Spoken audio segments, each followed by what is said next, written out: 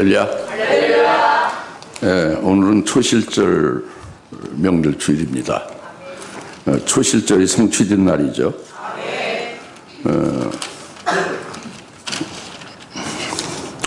오늘 성경 봉독한 이제 레위기 23장인데, 레위기 23장 4절에서 주의 명절, 하나님의 명절은 이러하다. 하나님의 명절을 말하고 있습니다.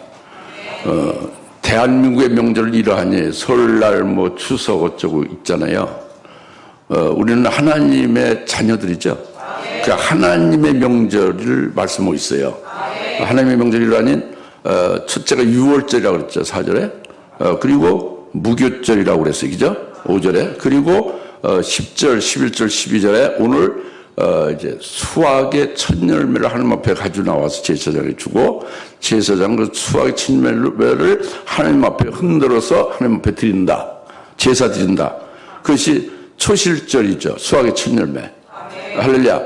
그래서 이 말씀의 그래서 너희는 이 수확의 첫 열매를 드리는 이 날을 명절로 하여, 하나님의 명절로 하여 대대로 지키라 그랬죠. 그래서 이것을 근거로 해서 우리가 이제 오늘 초실절 명절로 드리는 거죠. 그러니까 하나님 앞에 영과 진리로 예배드리는 것은 하나님의 말씀에 의하여 드리는 게 진리로 드리는 거죠. 그 말씀과 함께 역사하시는 게 성령이거든요. 성령이 내 영 안에서 성령으로 말씀으로 그리스도의 것이 된 우리가 하나님의 말씀으로 또 성령으로 드리는 것이 이게 예배예요. 그리고 그것에 드리는 그가 그리스도의 것이 된 그리스도가 하나님의 아들이잖아요. 아들이 아버지께 드리는 거니까 아버지께서 그 경배를 받으시는 거예요. 사람이 예배를 드리는 걸 받지 않는 거예요. 그래서 예배는 영과 진리를, 큰 것이 영과 진리로 예배를 드리고, 아버지께 드린다고 했어요. 그 아들이 아닌 자는 예배가 허당이죠. 예배가 연락이 안 되죠. 이제 그런 것을 우리가 예수를 잘 믿고 하나님을 잘 섬긴다는 것은 이렇게 참된 예배, 하나님의 말씀을 근거해서 그래서 신본적인 예배를 드려야 된다 이겁니다. 그런데 이 중요한 것은요, 뭐 김 목사가 이렇게 대표기도 했지만은 부활절이라고들 하잖아요. 예? 부활절이라고 하죠. 오늘 뭐 전 세계적으로 한국이고 다 부활절이라고 그래요. 그죠? 그리고 오늘 교동문에도 부활절이라고 써 있잖아요. 이것이 이제 오늘날 이제 세상에 속한 교회들이 부활절이라고 한다 그겁니다. 또는 이 초실절이라든가 이 레위기 23장에 있는 이 7대 명절, 7의 하나님의 명절을 이것을 구약이 있잖아요. 지금 레위기가, 그죠? 구약은 율법이고 구약의 이스라엘 백성들에게 준 명절이다. 오늘 우리는 그리스도인들은 신약의 사람들이다. 그 신약의 교회에 그리스도를 믿는 그리스도인들은 구약의 이스라엘 유대인 백성에 준 명절은 우리와 상관이 없다. 이렇게 딱 잘라서 말하는 분들이 대부분이에요. 6월절에서도 말씀드렸다시피 초실절도 역시 7대 명절 모두도 이것은 구약의 모세오경에 있는 율법에 관한 것이고, 그 육적인 유대인들, 하나님의 선민 유대인들에게 주신 명절이지 오늘 신약시대의 그리스도인에게 주신 명절이 아니다라고 말한다고 합니다. 그럼 여러분이 뭐라고 말해야 되겠어요? 왜 초실절 예배를 드려요? 이제 여기서 여러분들이 믿음이 있고 제대로 깨달았으면 제대로 답을 할 것이고, 그렇지 않으면 우물우물 하다가 말거나 침묵은 금이다 어쩌고 해서 아무 소리 안 하고 있죠. 그건 다 잘못된 거예요. 비성경적이에요. 부활절도 비성경적이고, 이 7대 명절, 초실절 이것이 전부 다 구약의 이스라엘에 해당되고 그 율법에 속한 것이다 라고 말하는 것이 비성경적입니다. 비성경적이에요. 성경적인 건 뭐예요? 예? 초실절을 왜 지켜야 돼요? 성경적인 게 뭐예요?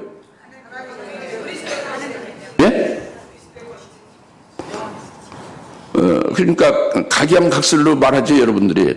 그러니까 정확하게 말하지를 못하니까 결국 비성경적으로 주장하는 대부분의 99.99%의 사람들한테 먹히게 돼 있어요. 그게 정확하게 깨달으십시오. 오늘 잘 아시길 바랍니다.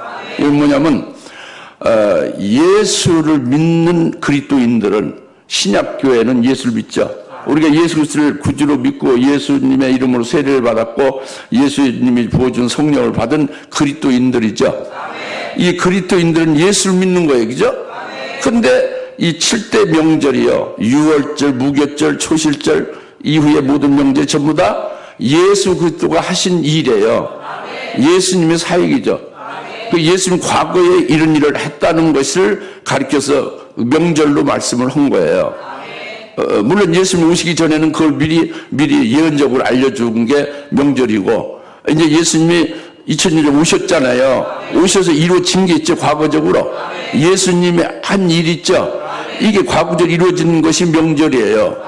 그리고 현재 이루어지고 있는 것이, 예수님이 이루시고 있는 것이, 이것이 명절에 속한 거예요. 또 앞으로 이 미래에 이루어지는 거, 예수님이 이루어질 일들이 명절로 말씀하고 있는 거예요. 그 명절이 크게 세 가지. 이미 이루어진 명절도 있고, 7대 명절 중에 현재 이루어지고 진행 중에 있는, 현재적으로 진행 중에 있는 명절도 있고, 또 앞으로 아직 안 이루어지지만 앞으로 이루어질 명절도 있고, 이 모두가 전부 다 예수 그리스도로 이뤘거나 이루고 있거나 이루어질 일이다 이겁니다. 명절에, 7대 명절에 그 예수를 우리가 믿어요. 그 예수를 우리가 믿으니까 그 예수님 이루신 것을 인하여 내게 구원도 됐고 내게 그 은총이 됐잖아요. 그걸 감사하면서 지키는 것이 하나님의 명절이, 하나님의 뜻이 이루어진 것이 우리의 그 복이 되고 구원이 되는 우리 명절이 되는 거죠. 또 현재 이루어지고 있으니 이것이 우리에게 복이 되는 거죠. 은혜가 되죠. 그럼 명절이 되는 거예요. 앞으로 이루어질 것은 아직 모르지만은 하나님 미리 예언적으로 알려준 거예요. 얼마나 복입니까? 반드시 이미 이루어졌기 때문에, 절기대로, 명절대로, 또 이루어지고 있기 때문에 절기대로 앞으로 반드시 이루어질 것이다 하고 믿음으로, 아직 이루어지지 않은 것도 믿음으로 명절로 지키는 것이죠. 이것이 그러니까 7대 명절은 그 실상에 예수 그리스도로 이루는 거다 이거예요. 그 예수 그리스도 믿는 자는 그 예수님이 하신 사역이 내게 해당되잖아요. 그러니까 명절이 내게 해당된 거지, 당연히. 명절은 그걸 알려주는 거니까. 고린도서 2장 17절에 이 절기, 명절은 그림자고 그 실상은 뭐라고 그랬어요? 예수 그리스도라고 그랬잖아요. 우리가 예수를 믿잖아요. 그렇죠? 그러니까 이 7대 명절이 구약의 율법 아래 육적 유대인에게 해당된다는 말은 안 되는 거예요. 그들은 오히려 그림자적으로 예표적으로 준 거고, 실제는 그리스도로 인하여 그리스도를 믿는 자들에게 해당되는 거죠. 무슨 말씀 알겠습니까? 부활절도 아니고 또는 그 구약의 육적인 유대인들에게만 해당된 명절이라고 하는 그 주장에, 그것이 비성경적이다 이겁니다. 성경적인 건 뭐예요? 오늘 초실절이 2000년에 주신 게 아니라 2000년에 예수님 오시기 이전에 수천 년 전에 주신 거예요. 이스라엘에게.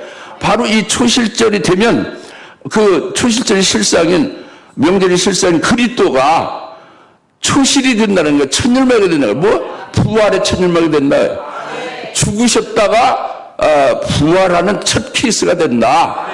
이걸 말씀하는 거예요. 그래서 오늘 초실절은 예수님이 부활의 천일매가 됐다는 거예요. 그러니까 이것이 큰 우리에게 기쁨인 거예요. 그 초실절을 명절을 지키는 거죠. 근데 이제 초실이라고 하면 잘 감이 안 오죠. 매너리즘에 빠져서 그냥 상식, 아니 이성적인 지식으로 부활의 초실 어쩌고 계속 초실 천일매 얘기를 하지, 가슴에 팍 와닿질 않는 거예요. 자기에 팍 생명이 되질 않는 거예요. 이것이 기독교의 문제고 이 지도자들의 문제입니다. 그러니까 생명으로 살리는 게 아니에요. 이성과 지식으로만 가득하게 머리통만 커지는 거죠. 매년 해먹는 절기가 몰트만 커지는 거예요. 실제 그 심령 속에, 영혼 속에 생명으로 계속 절기를 통해서 믿음을 지키면서 생명을 충만하고 주님의 은혜로 주님의 사랑으로 충만해져야 되는데 머리만 커지는 거 있단 말이에요. 우리 교회를 품어서 모든 자가 다 그렇단 말이에요. 대부분이. 오늘 우리는 그렇게 되면 안 돼요. 그렇게 되지 맙시다. 제발 부탁해요. 이제 그것을 제가 좀 도와드리면은 첫 열매가 이렇게 구호적이고 매너리즘하게 형식적이고 어떤 사상 지식이 아니다 이거예요. 이성적으로 우리가 아는 그런 게 아니란 말이에요. 이거는 당연한 비결이에요. 뭐냐면은 여러분 다 도시 사람이죠. 시골 농사를 한 번도 안 가봤죠. 시골 사람이면 금방 내 말을 알아들을 거예요. 농사 져본 사람, 농사를 짓는 걸 봤으면 뭐냐면 논에 벼가 자라죠. 시퍼렇죠. 그 벼에 대궁이 올라오죠. 시퍼렇죠. 풀과 같죠. 근데 어느 날 보니까 그 풀과 같은 논에 말이죠. 벼 이삭이 딱 올라온 거예요. 딱 하나가. 그런 경우가 있어요. 제일 먼저 올라오는 게. 여러분은 도시에서 푸른 벼고 벼의 열매는 쌀이 된다. 막 그것만 외우잖아요. 그게 아니라 논에 가서 보면요. 그 풀 같은 그런 논에서 벼 이삭이 제일 먼저 딱 나타난다니까. 딱 하나가. 그거 본 사람이 손 들어보시죠. 몇 명, 한 5-6명 보네요. 그러니까 나머지는 모르는 거죠. 참 답답하죠. 그게 있는 거예요. 그래서, 그 풀 같은 그 눈에 딱 벼 이삭이 나오면 그것이 초실이에요. 다른 벼는 믿습니다! 이거 같이 벼 이삭이 일어날 걸 믿습니다. 막 그냥 기도하고 해서 그 벼 이삭이 생기는 게 아니라 첫 벼 이삭이 생기면 다른 그 풀 같은 거기에도 다 벼 이삭이 뒤따라서 나오게 되어 있어요. 믿습니다. 아주 우렁차게 막 굳세게 기도해서 되는 게 아니에요. 무슨 알겠습니까? 벼 이삭 첫 나오면 그것을 통해서 다음에 그때 다 똑같이 그 벼 이삭이 나오리라. 이것을 깨닫는 거예요. 깨닫고 바라보는 거예요. 네. 그 다음에 밀밭도 하면 보리밭인데 밀밭에 가면 전부 다 푸른 풀 같죠. 밀밭이. 근데 밀 이삭이 딱 먼저 나오는 게 딱 있어요. 아까 벼 이삭처럼. 다른 건 다 풀인데 그 푸른 줄기만 있는데 밀 이삭이 딱 나오는 게 첫 번째 하나가 있단 말이에요. 최초. 그 다음에 이틀 3일 후에 뒤따라서 나오거든요. 이것을 막 믿습니다고 기도하고 막 해서 나오는 게 아니에요. 첫 이삭을 보면 다음 그 밀밭에 똑같이 그와 같이 이삭으로 다 그게 펴 일어날 것이다 하는 걸 깨닫는 게 중요한 거예요. 그리고 바라보는 거예요. 네? 억지가 아니야. 하나님의 이치예요. 하나님이 하시는 거거든. 네? 믿습니까? 성령의 사역입니다. 그게 성령 일반 사역이에요. 일반 수입니다. 성령을 하는 거. 보리밭도 마찬가지예요. 보리가 풀같이 펄해도 어느 날 갑자기 보리 이삭이 딱 생기면은 그 똑같이 그와 똑같이 보리 그 줄기에서 똑같이 이삭이 다 나오게 되어 있어요. 그걸 깨닫는 거예요. 그걸 보면서. 네. 고추밭에 가면 어때요? 고추밭에 가면 어때요? 농사를 안 지면 고추밭을 생전 보지를 못해서 모르죠. 할 말이 없죠. 내가 가르쳐드려요. 고추밭에 가면 시퍼런 고추가 열립니다. 근데 어느 날 보면 시퍼런 고추인데 새빨간 게 하나가 딱 생겨요. 이 고추가 포른 줄 알았더니 새빨갛게 이게 딱 먼저 나온 거예요. 그러니까 다른 시퍼런 게 이게 다 새빨갛게 되겠구나 라고 깨닫는 거예요. 그 새빨갛게 제일 먼저 된 게 초실이에요. 그게 무슨 말 알겠습니까? 이걸 굳세게 막 기도하고 막 믿습니다 외치고 해서 되는 게 아니에요. 그걸 하나님이 하시는 그 이치와 역사, 섭리 역사를 깨닫는 거예요. 그 하나님이 하신 대로 이루시는 거거든. 하나님 뜻대로. 그 깨닫고 바라보는 거라는 말이에요. 그러면은 이 세상에 아담이 인류 시조고 첫사람이고 아담의 모든 사람이 와가지고 열심히 살고 뭐 덜 열심히 살든 여튼 살았어요. 하나님이 주신 수완들 다 살았죠. 살고 죽는 날이 꼭 있죠. 죽어요. 젊은 사람은 나중에 늙으면 죽고요. 뭐 죽는 데는 순서가 없지 뭐. 여튼 간에 다 죽어요. 죽으면 무덤에 묻거나 화장터에 가서 불태우죠. 무덤에 묻으면 어느 시간이 지나면 썩어서 한 줌에 흙이 되고 마는 거예요. 화장터에 가면은 다 불타서 한 줌에 재가 되고 마는 겁니다. 네? 그것은 끝났어요. 사람이 이 땅에 와서 살다가 죽으면. 근데 예수님도 역시 십자가에 죽임을 당해서 죽었어요. 시체가 됐죠. 근데 예수님은 살아난 거예요. 지금까지 사람이 죽으면 살아난 적이 없어요. 다 한 줌의 재가 되거나 한 줌의 흙으로 끝나고 말거든요. 근데 예수님의 죽은 자가 이제 살아나신 거예요. 부활한 거예요. 부활해서 그 다음에 돌아가신 게 아니라 지금까지 살아계시고 앞으로도 영원히 살아계실 거예요. 이게 부활의 첫 초실이에요. 부활의 초실. 모든 그 인류 이 사람들이 이 땅에서 그 사람들이 있는데 그 사람 중에 제일 먼저 죽은 자가 된 사람 중에 제일 먼저 부활의 첫 열매가 됐다. 아까 고추가 다 포런데 빨간 고추 하나 나오면 다른 고추도 빨갛게 되어짐을 깨달을 수 있죠. 그 예수님의 죽었다가 부활하신 이것을 보면은 뭘 깨달아요? 우리도 언젠가 부활을 이와 같이 하게 될 것을 깨닫죠. 그걸 바라보게 되죠. 이거예요. 이게 부활의 초실입니다. 초실이라는 게 그거예요. 첫 열매라는 게. 그러니까 이것이 이렇게 무슨 뭐 사상, 지식, 매너리즘에 빠져 형식적으로 이게 종교적인 의식을 행하고 이런데 관계되는 게 아니에요. 초실제 명절 지키지 안 지키면 어떡해요? 지키나 안 지키나 예수님이 부활의 첫 열매가 됐고 다들 이렇게 부활하게 될 거예요. 그걸 깨닫고 바라보면 되는 거예요. 이제 이게 부활의 초실입니다. 초실절에 예수님이 부활의 초실이 될 것을 미리 알려준 게 하나님의 명절 초실절이고 그대로 예수님이 죽으신 지 제3일에 부활의 첫 열매, 부활을 하신 거예요. 첫 열매가 된 거예요. 이것을 보면은 우리가 소망이 생기는 거예요. 그와 같이 첫 열매와 똑같이 우리도 그렇게 되겠구나 하고 깨닫는 거죠. 그리고 믿고 바라보는 거죠. 할렐루야. 이제 이것을 지금 내가 말씀드린 게 소론입니다. 소론이 이렇게 길어요. 초실절이 형식적인 매너리즘에 빠지는 초실절이 아니고 실제 부활의 첫 열매가 되신 것이 될 것을 하나님이 미리 그것을 정해놓고 명절로 주신 거고 그 명절대로 초실절 명절대로 정확하게 주님이 부활을 한 거예요. 이것을 우리가 믿고 우리에게 해당된 구원이 돼 하나님의 사랑이니까 감사하며 이루어진 것을 인하여 하나님 앞에 이제 영광 돌리며 믿음으로 초실을 지키는 거지 부활절도 아니고 무슨 육적 유대인들의 구약의 율법을 우리가 헛되게 지키는 것이 아니란 말이에요.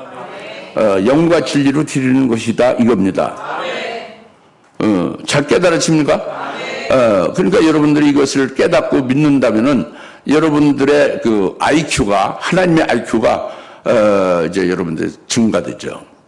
여러분의 IQ가 기껏해야 150 미만이잖아요. 근데 이제 이걸 깨달으면 하나님의 IQ는 몇 억만이 될 수도 있는 거예요. 몇 억만 IQ가. 하나님은 IQ가 없어요. 무한하시니까.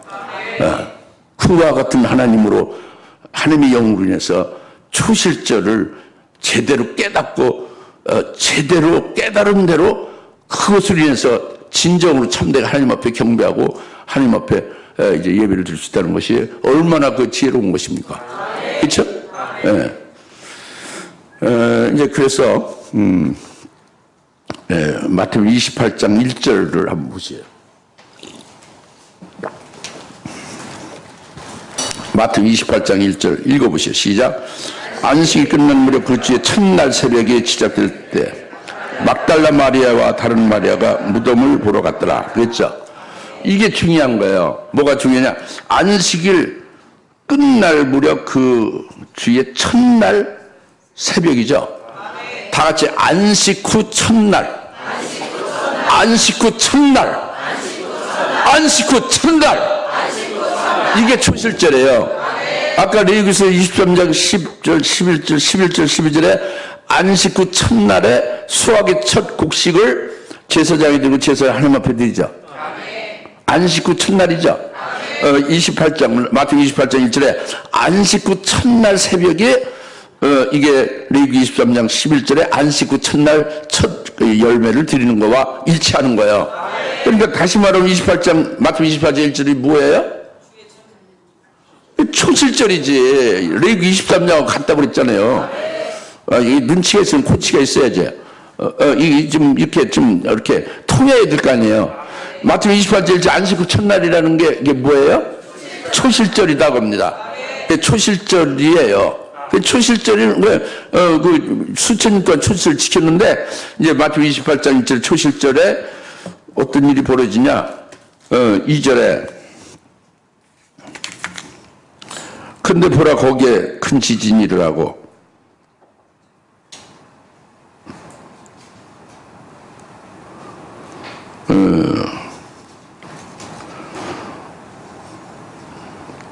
네. 2절부터 7절까지 내용이 무덤이 지진하고 돌이 굴러가서 무덤이 비었다는 거예요. 여튼 예수님 시체가 무덤에 없다는 거예요. 어떻게 이걸 또 구체적으로 설명해야 돼요? 읽어보면 아는데 안식 후 첫날에 예수님이 시체를 묻힌 무덤이 비어있다고요. 빈 무덤이 된 것은 시체가 없어졌죠. 누가 훔쳐갔나요? 아니죠. 부활하셨다 이겁니다. 그게 안식 후 첫날이에요. 그러니까 초실절이 안식 후 첫날이죠. 그러니까 그냥 안식 후 첫날이 아니라 그 전에 무교절이고 무교절 전에 예수님이 유월절 양으로 희생된 유월절의 다음 날이다 이거예요. 예수님이 6월절 양으로 희생된 유월절 다음 무교절 다음 안식 후 첫날이다 이거예요. 매년 내 그 안식 후 첫날이 아니고 매주의 안식 후 첫날이 아니고 예수님이 십자가에 달려 죽임당한 특정한 날이 있잖아요. 그런데 어제 그저께 6월절이죠. 그 다음에 안식일은 무교절이잖아요. 안식 후 첫날이다 이겁니다. 이날이 초실절이고 이날에 무덤에 죽임을 당하셔서 시체를 묻었죠. 예수님 시체를. 그죠? 근데 시체가 없어졌어. 시체가 없다 이겁니다. 무덤에. 비었다 이거예요. 대부분의 마가 누가 요한복음 다 전부 다 무덤 비어 있음을 증거하고 있어요. 여러분 이걸 어떻게 이걸 안 믿으려고 노력해서 안 믿을 수도 없는 거고, 예? 믿으라고 강요해서 믿을 필요도 없는 거고 이게 사실이거든. 무덤이 빈 것은 뭐예요? 예수님이 안기신 거지. 무덤에 시체로 죽은 시체를 안기신 건 뭘 말해요? 살아나셔서 거기 살아나신 산자가 무덤에 있을 필요 없지. 시체만 무덤에 있지. 그러니까 안식 후 첫날 초실절에 무덤이 비었다 이겁니다. 이것은 주님이 살아나셨다, 즉 초실절이 성취됐다 이 말씀을 하는 거예요. 성경에서 초실절이 성취되었다 이렇게 써있진 않아도 레위기 23장 11절 12절 말씀이 초실절인데 그게 안식 후 첫날 마태복음 28장 1절이다 이겁니다. 근데 무덤에 빈 무덤이라는 것은 거기에 시체로 있던 예수님이 살아났다 이거예요. 그것은 다시 말하면 결론은 초실절이 이루어진 거다, 성취됐다 이 말이에요. 이 말 못 알아듣는 사람 손 들어보시죠. 다 알아듣네요? 다 알아듣네. 초실절이 성취됐다는 이거예요. 예. 이제 그런데 이제 두 여인이 그 예수님 시체를 보러 무덤에 갔죠. 갔어요? 안 갔어요? 갔죠. 왜 갔어요? 예수님이 시체를 보러 간 거예요. 가서 이제 케어하려고. 그런데 이 두 여인이 누구요? 한국인이요? 유대인이요? 미국인이요? 유대인이죠. 유대인은 초실절 지켰어요? 안 지켰어요? 지켰죠. 7대명 지켰죠. 전통적이죠. 지켰던 그 유대인들인데, 두 여인인데, 근데 예수를 믿었죠. 그리스도인이 됐죠.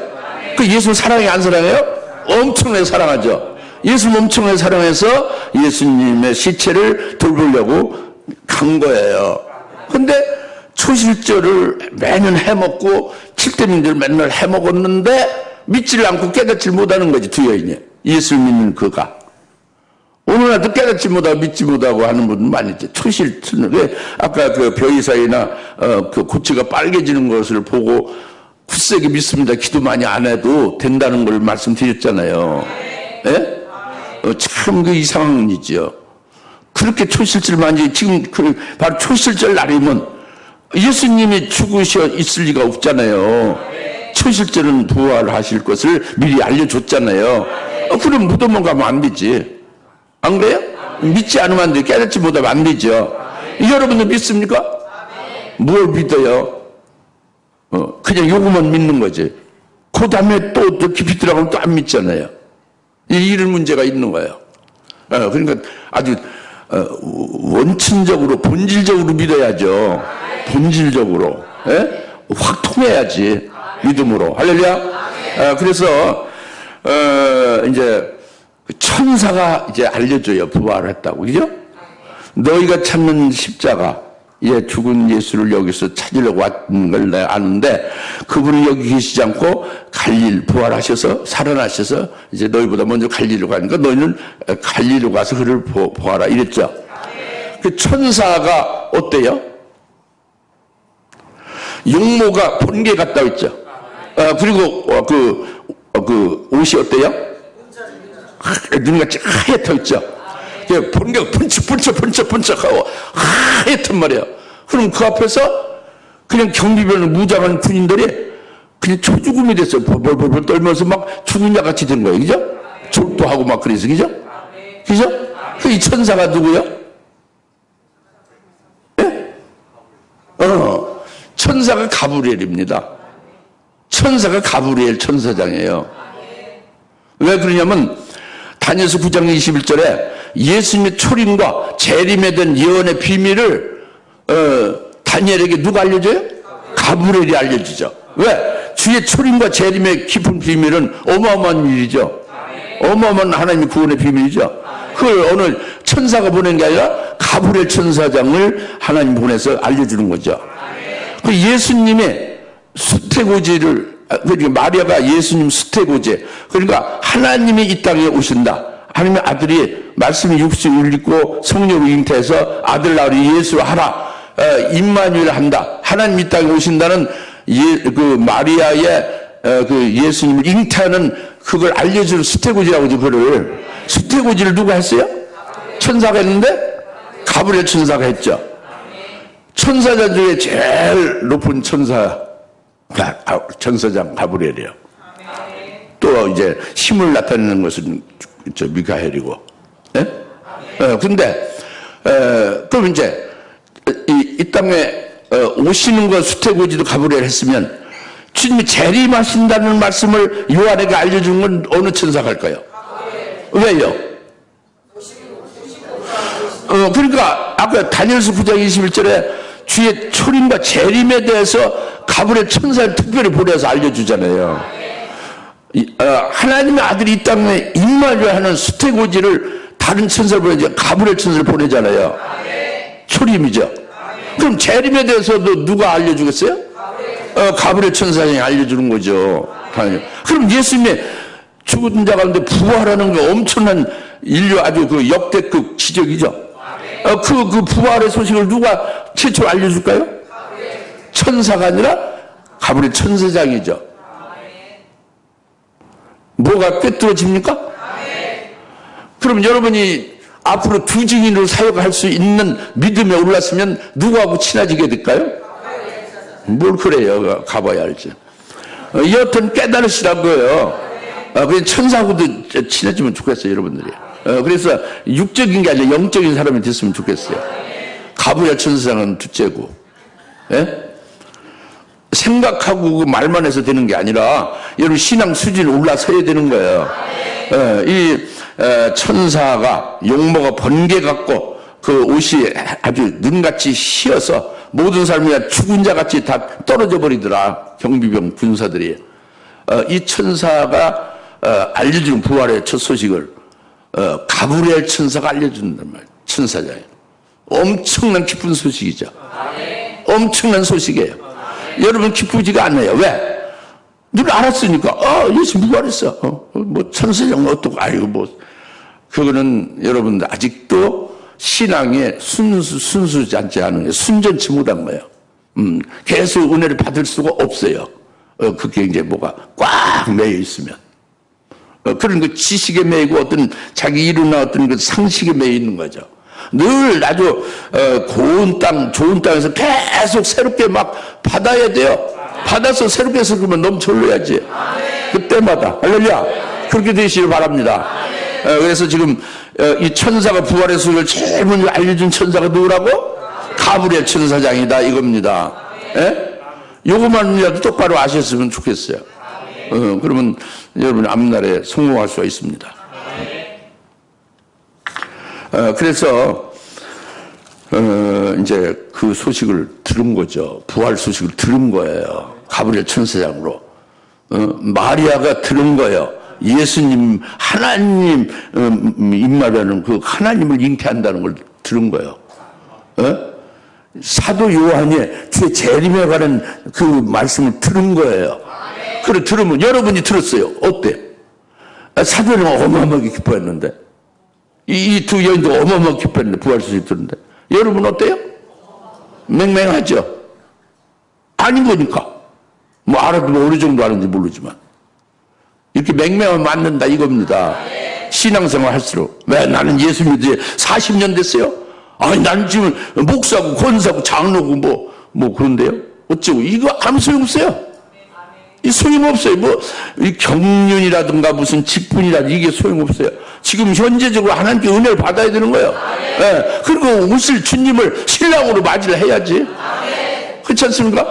예. 이제 그래서 그 기쁜 소식을 들었습니다. 그러니까 막 기뻐가지고 막 이제 알리러 가는 거죠. 이제 다른 형제들한테, 다른 제자들한테, 그죠? 근데 두 번째로 뭐예요?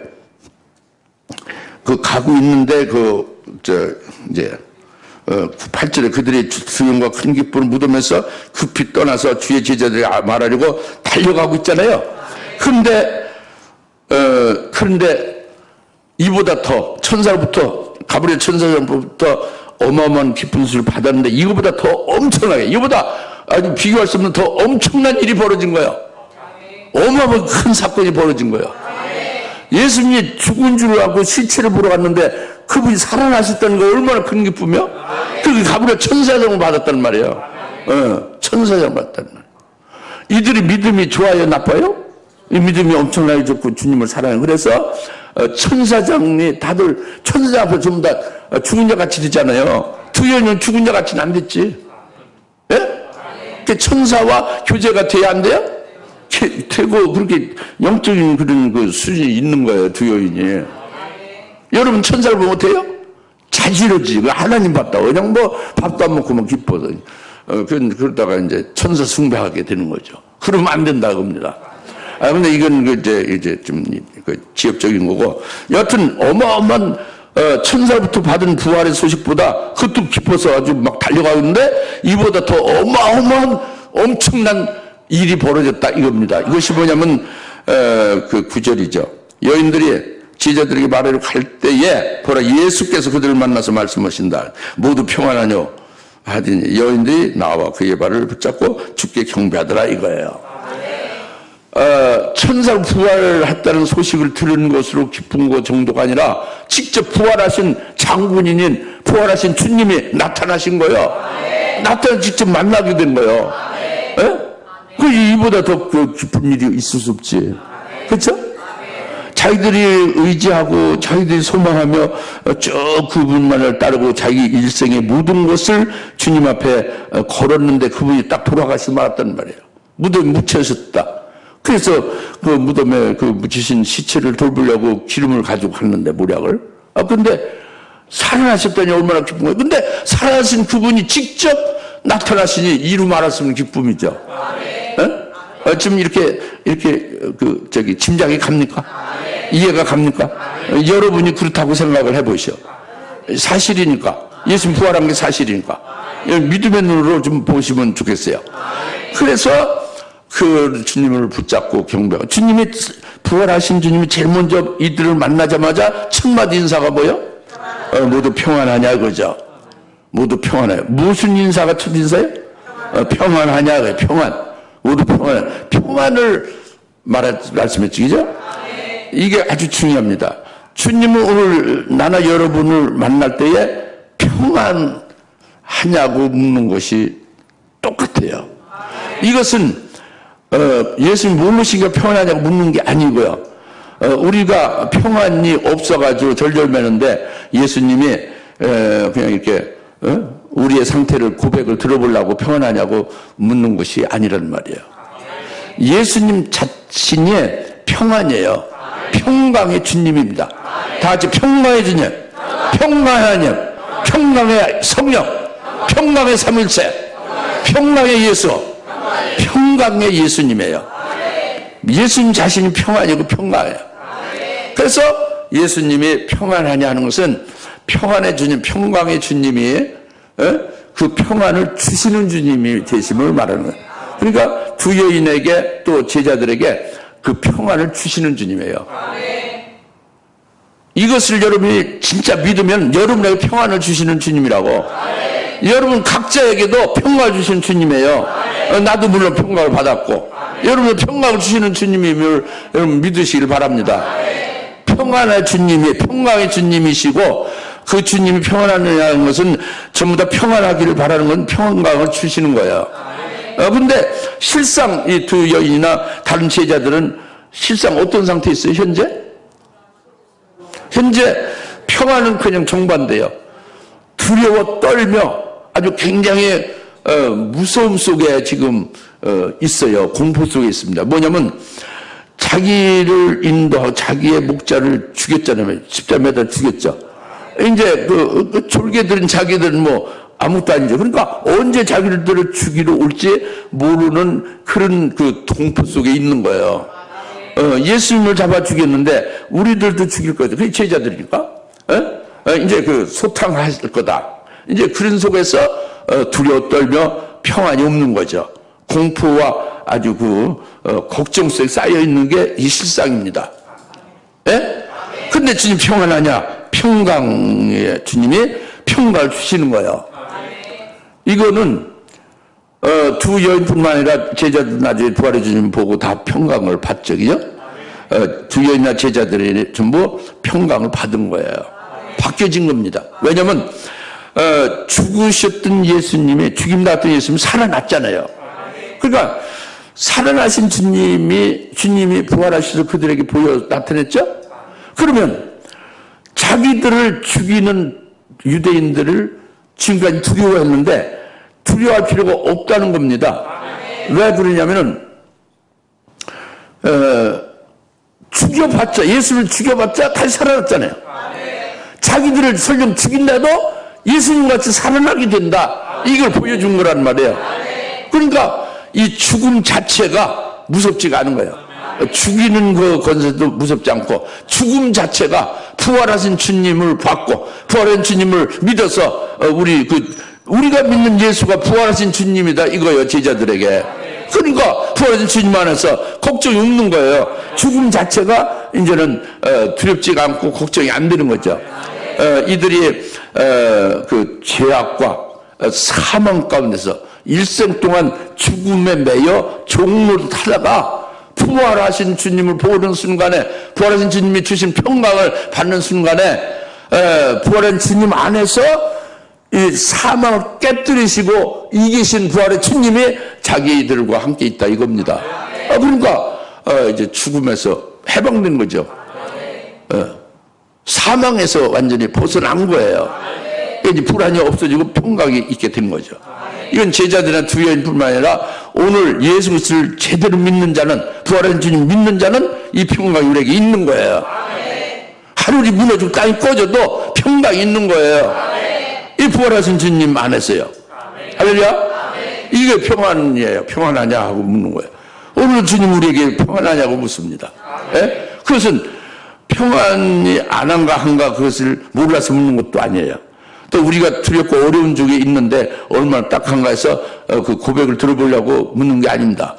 평강의 주님이 되셔서 우리에게 평강을 주셔서 그 평강으로 평안하게 살게 하시는 주님이기 때문에 내가 준 평안으로 평안하냐고 묻는 거예요. 할렐루야. 예, 이제 믿으십니까? 예, 이게 아주 굉장히 중요합니다. 예. 그 이제 그 주님의 발을 붙잡고 막 경배하죠. 예? 부활하신 주님을 발을 붙잡고 경배하죠. 그 경배하는 게 왜 경배를 할까요? 여러분 왜 발을 붙잡고 경배할 수 있게 될까요? 여러분들이 그렇다면 주는 살아계신 하나님 아들이다. 고백이에요. 주는 우리의 구세주입니다. 고백입니다. 주는 우리의 왕이시고 우리의 그리스도이십니다. 라고 고백하며 찬양하는 게 주님의 발을 붙잡고 경배하는 거잖아요. 이거는 두 여인이 그렇게 마음을 가지고 했다고 발을 붙잡고 경배했다고 하는 게 아니라 주의 발을 붙잡고 경배했다고 하는 것에서 그것이 내가 주님을 부활하신 주를 만나면 그렇게 고백이 나오는 거예요. 그러니까 그들이 이렇게 고백했다고 부르는 거예요. 왜? 성령 안에서. 아시겠습니까? 내가 해석하는 게 아니에요. 내가 그렇게 고백하는 거예요, 주님께. 여러분들 그렇게 고백해야 되겠죠. 이건 나하고 일치하라는 게 아니라 당연히 그렇게 고백이 돼. 주님의 부활을 살아나시면 살아계신 하나님의 아들이 아닙니까? 죽음이 없는 그 고백이란 말이에요. 그 우리를 구원하신 분이죠. 사망에서 구원했죠. 죄에서 구원했죠. 그 고백이 당연히 나오지 않아요? 그 우리가 그 구원에 다스리시는 우리의 왕이 아닙니까? 당연히 그 나의 그리스도 나의 왕이여 하고 그를 경배하게 되지 않느냐고요. 좀 그렇게 좀 되시기 바랍니다. 예. 형식적으로 하지 마시고. 이제 그래서 그렇게 이제 경배하는데 주님이 뭐라고 말씀하세요? 주님 말씀하시는 게 그 10절에 두려워 말라 가서 나의 형제들에게 갈리로 가라고 말하라. 그리하면 그들이 거기서 나를 보리라 그랬죠. 주님이 말씀은 나의 형제들에게 가서 말하라. 내가 갈릴리로 가니까 너희가 갈릴리로 와서 나를 보리라. 이렇게 말씀했죠. 이것이 어마어마한 엄청난 말씀이 또 나온 거예요. 그게 뭘까요? 예? 예?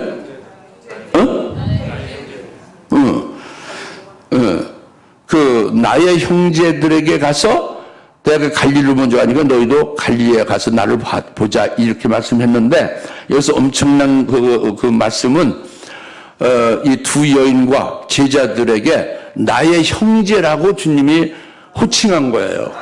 그게 엄청난 거예요. 왜 엄청나냐면 그게 불가능한 호칭이거든요. 왜냐하면 예수님은 사실 하나님의 아들 하나님이잖아요. 그리고 그분은 구원하시는 분이죠. 제자들은 구원 받아야 될 존재잖아요. 그냥 자녀로서 구원 받아야 될 존재고 예수님은 하나님의 아들 하나님이고 구원하시는 분이고 그 구원하시는 분과 구원받아야 될 자가 같이 하나요? 같이 형제가 될 수 없지. 하나님과 사람이 같이 형제가 될 수 없잖아요. 그렇죠? 그러니까 이게 불가능한데 나의 형제라고 이렇게 호칭을 했다는 게 어마어마한 그 호칭이란 말이에요. 거기에 담겨진 뜻이 엄청나다고. 이게 초실절에 이루어진 일이에요. 초실절에 나의 형제들에게 가서 이거 매년 말씀드렸어요. 근데 목사님들한테 말씀드리고 했는데 이 말씀드린 후에는 그 말씀이 그들을 역사에서 그렇게 되지를 아니하고 오히려 시험 들고 은혜를 팔아먹는 경우도 생기고 뭐 여러 가지 일들이 많이 생기니 참 답답하더라고요. 오직 주님은 얼마나 답답해요. 나의 형제들아 해서 거기에 들기를 바랐는데 거기 들지 못하게 되면 얼마나 답답하게 여겼어요. 그 이제 일단은 지금은 예수님과 예수님의 제자나 두 여인이 형제지간이 될 수가 없는 상황이에요. 예수님은 하나님의 아들과 하나님이다 이겁니다. 이들은 하나님이 아니에요. 예? 제자는 하나님이 아니에요. 그리고 예수님은 구원하시는 구주예요. 이들은 구원을 받아야 될 대상이란 말이에요. 그냥 하나가 같은 형제가 될 수가 없다 이겁니다. 아, 그래? 아니에요. 그렇죠. 그런데 예수님 부활하신 후에 나의 형제들이라고 나의 형들에게 가서 말하라고 하는 거예요. 이 엄청난 겁니다. 이 나한테는 엄청나게 이게 이제 영감돼서 이걸 은혜를 받고 깨우침 받았는데, 그러나 이거 신학자도 이런 얘기 안 합니다. 목사님도 이런 얘기 안 해요. 그러나 이게 엄청난 말씀을 하신 거예요. 이것은 왜 나의 형제들 하느냐? 여기 형제들 들어가는 자가 있고 안 들어가는 자가 있죠. 들어가는 자가 이 제자들과 부여인이란 말이에요. 그 오늘날 그리스도인 중에서 들어가는 자가 있다 이겁니다. 누가 들어갈까? 들어가는 주님이 호칭하는 형제들이냐, 이제 이 부분이죠. 이것은 제자들이 부활하신 예수님을 이제 직접 보고 믿은 거예요. 그러니까 부활하신 주님과 하나로 딱 붙어진 거예요. 즉, 그 제자들은 부활하신 주님의 그 초실, 그 부활의 첫 열매가 예수님이죠. 부활의 첫 열매 붙어버렸으니까, 하나가 됐으니까 부활의 첫 열매 들이 된 거예요. 제자들이. 무슨 말이었어요? 믿음으로요. 영적으로 믿음으로. 그래가지고 이제 예수님이 부활하신 후에 영원히 죽음 없이 부활의 생명, 영원한 생명을 살고 계시죠. 그 제자들도 이 부활의 주님을 믿고 그와 하나로 그에게 딱 붙은 자가 됐으니 그들도 예수님과 똑같은 생명, 죽음이 없이 부활하신 주님 안에서 부활의 생명으로 같이 사는 거예요. 영원한 생명을 사는 거예요. 똑같이 사는 거예요. 이것이 되어지는 것은, 이것은 오직 믿음으로 되는 거죠. 그러니까 이 부활의 주님이 이제 하나의 그 주님이 이제 생명 싸게라고 생각해요. 생명 싸게 들어봤어요? 성경이 있는데 생명 싸게. 이게 이제 생명 싸게라고 하면, 이 제자들이 이 생명, 부활의 주님이 이 생명 싸게라면은 이 두 팔이 지금 이게 이렇게 되면 이 안에 공간이 있죠? 이게 싸게란 말, 싸게. 무슨 싸게? 생명 싸게. 생명의 그 부활의 주님의 싸게 안에 제자들이 들어가 있는 거예요. 부활하신 주님의 생명 싸게 안에 들어가 있는 제자들이 된 거와 똑같은 거예요. 부활의 주님과 하나로 연합이 되면, 그럼 부활의 주님과 그 부활의 주님의 생명 싸게 있는 그들은 생명 싸게 안에서 같이 같은 그 생명을 살고 같이 믿음을 같이 이렇게 죽음 없이 그렇게 모든 걸 이겨가며 살 거 아닙니까? 그 권세와 능력을 살 거 아닙니까? 같이 하나니까 그 생명 싸게 안에 들어가 있잖아요. 부활의 주님 안에서. 이와 같은 거란 말이에요. 즉 부활의 주님의 것이 된 거다 그거예요. 믿음으로 말이죠. 예? 그래서 나의 형제라고 부르신 거예요, 주님이. 예? 부활의 첫 열매 틀이에요. 그래서 레위기 11장에서도 부활의 그 수학의 첫 열매 틀이라고 한 거예요. 그리고 고린도전서 15장 20절에 잠자는 자들 중에 부활의 첫 열매 틀이 되었다고 했죠. 예? 물론 계획성에는 단수로 했지만 킹제임스에서는 첫 열매 틀이라고 복수로 되어 있어요. 그 복수가 맞아요, 원문에. 그러니까 그것은 바로 두 여인이나 제자들이나 오늘 우리도 부활하신 주님의 하나로 붙어진 자가 되면 첫 열매 그리스도의 부활의 첫 열매 들이 된 거야. 그러니까 초실들이 된 거야. 할렐루야.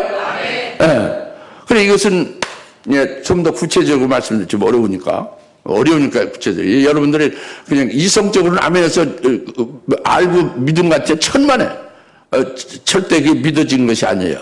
이성으로만 받아들여요. 한국말이니까. 이건 그 믿음을 생명되는 것은 상당히 그 좀 어려운 거예요. 그러니까 다시 그걸 생명이 되기 위해서 말씀드리면,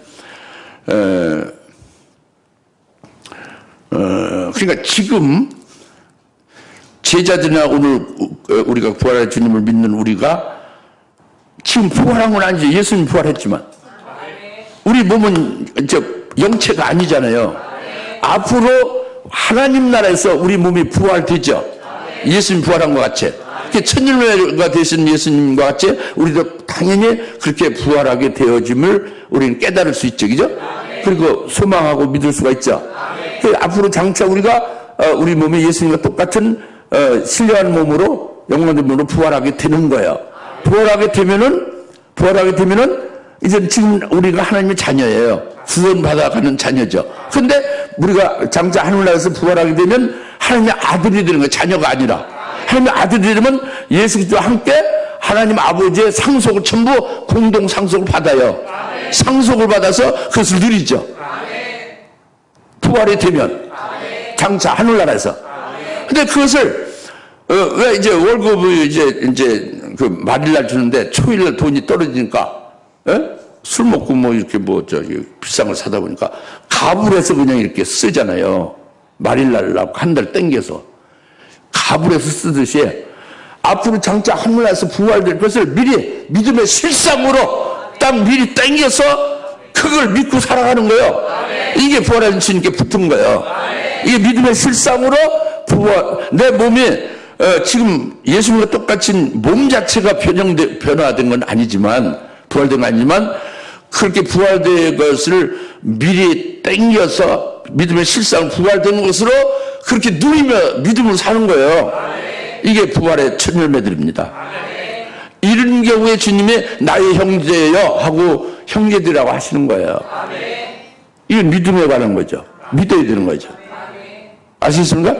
그러면은 그 하나님 아버지로부터 상속받고 주님과 공동 상속되고 하는 모든 것이 믿음의 실상을 누리는 속에 있어요, 없어요? 영적으로 그걸 사실상 그것에 참여하고 있는 자 같이 그런 영적인 부유함이 있고 거기에 따른 생명이나 거기에 따른 뭔가 이렇게 뿌듯함, 부유함과 뭐 이 가진 자의 그 뭔가 여유가 있는 거지. 든든함이 있는 거지. 당당하죠, 아주. 예? 이것이 주님이 나의 형제다 부르시는 거예요. 어떻게 지금 깨달아집니까? 확 와닿습니까? 이게 굉장히 중요해요. 초실절에 부활의 첫 열매들이 되어져서 주님이 나의 형제요 하고 부르는 거기에 들 수 있기를 바랍니다. 예. 그래서 이제 그 마지막으로 어디로 가서 나를 보랴? 갈릴리로 가서 나를 보라 그랬죠.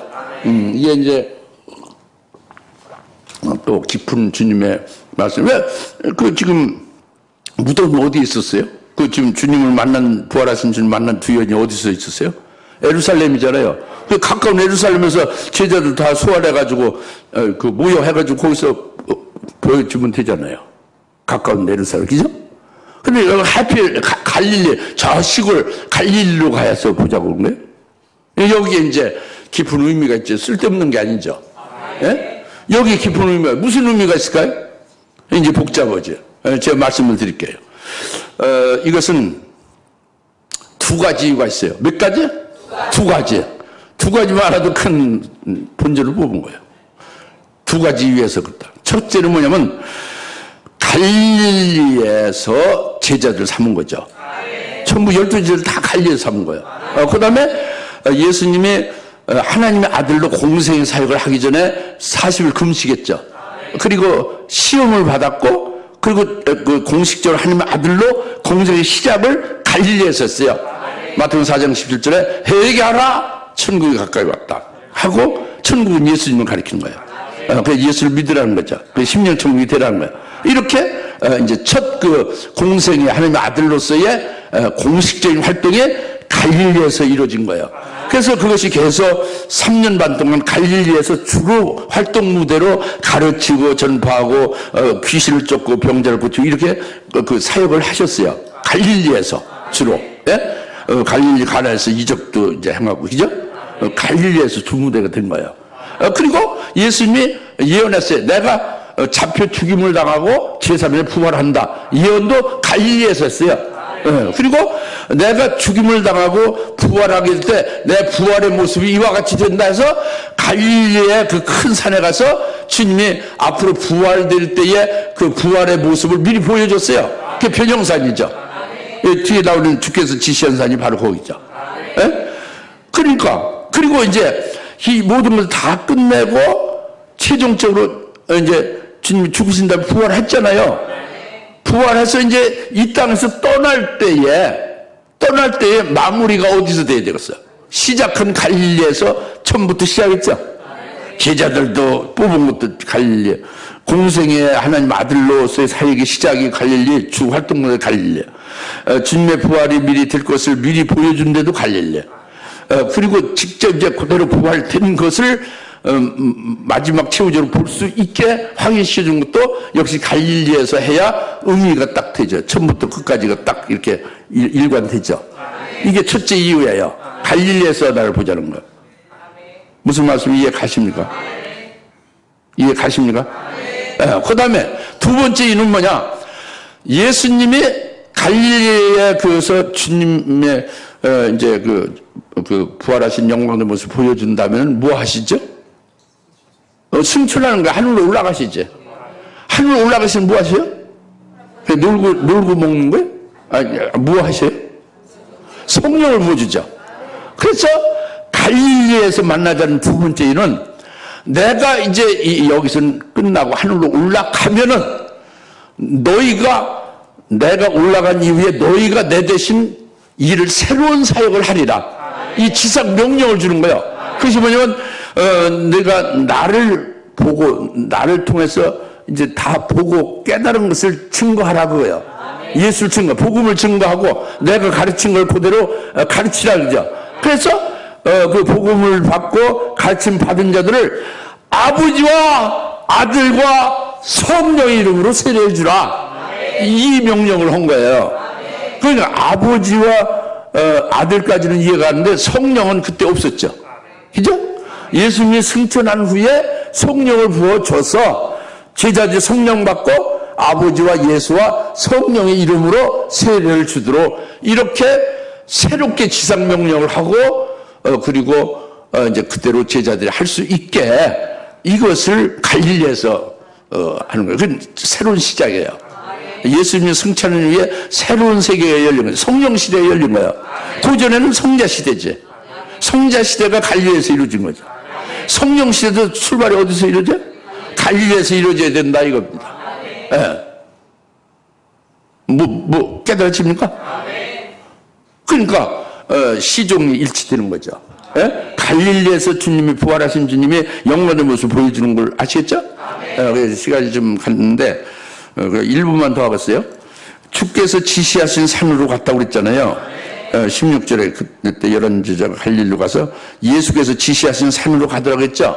예수께서 지시하신 산은 마태복음 17장 1절에 그 다른 높은 산을 가리키는 거예요. 왜 그러냐면 예수님이 아직 육신으로 있고 잡히기 전에 그 제자들 세 제자들에게 예수님이 나중에 죽임당하고 부활하게 될 모습을 보여줬잖아요.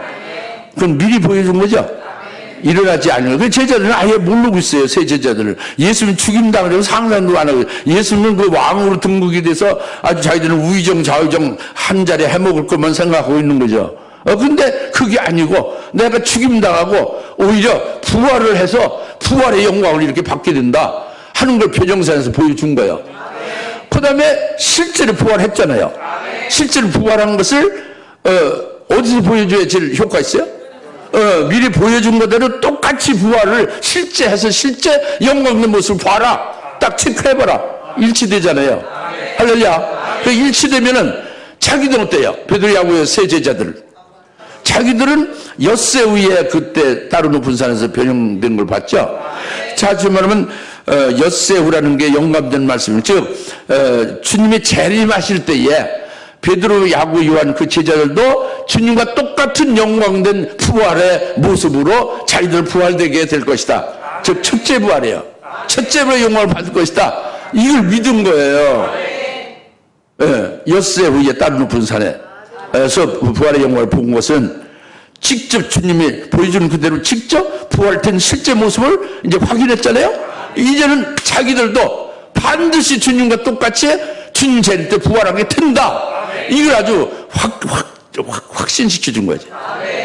기쁨이 충만케 한 거지. 그것이 첫째 부활의 영광이고 베드로후서 1장에 베드로 사도가 증거하는 거야. 주의 재림 때 우리가 영광된 그것을 목격한 대로 우리가 더 확실히 예언의 말씀의 그 빛을 받아서 새별같이 빛나리. 그걸 쭉 말씀했죠. 그 보배로운 영광, 그죠? 이것을 확증하잖아요. 증거하잖아요. 할렐루야. 이것이 따로 주님이 지시한 산에 딱 가서 보여준 거예요. 근데 주사람교회 따로 높은 산이 바로 여기예요. 영적으로. 2000년의 역사 시간을 초월해서 하늘나라의 영의 세계에서는 여기란 말이에요.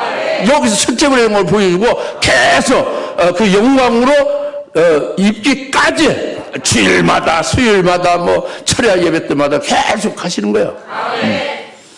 아무리 굳세어라 금수나 아무리 굳세어도 계속 들으면 깨지죠. 그 진리로 다 이제 흐물흐물 돼서 완전히 진리를 사로잡혀 그 진리에 이끌려서 그 영광에 들어가지 않겠습니까?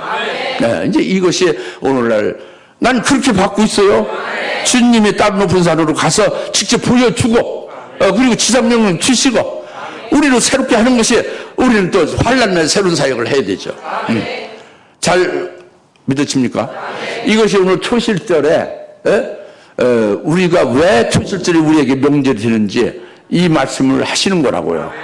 제가 얘기식으로 한 것 같지만 다 구구절절이 전부 성령으로 하시는 말씀이라고. 제 얘기가 아니라 대언행으로 하시는 말씀이에요. 네, 잘 말씀을 듣고 여러분이 주님의 부활의 초실이 됐다는 것, 그리고 우리가 그 부활의 초실에 하나로 연합이 된 부활의 초실들, 부활의 천열매들이 되었다는 것, 믿음의 실상으로 되었다는 것. 주님이 나의 형제라고 부르는 데에 감히 황송하여도 들 수 있게 됐다는 것.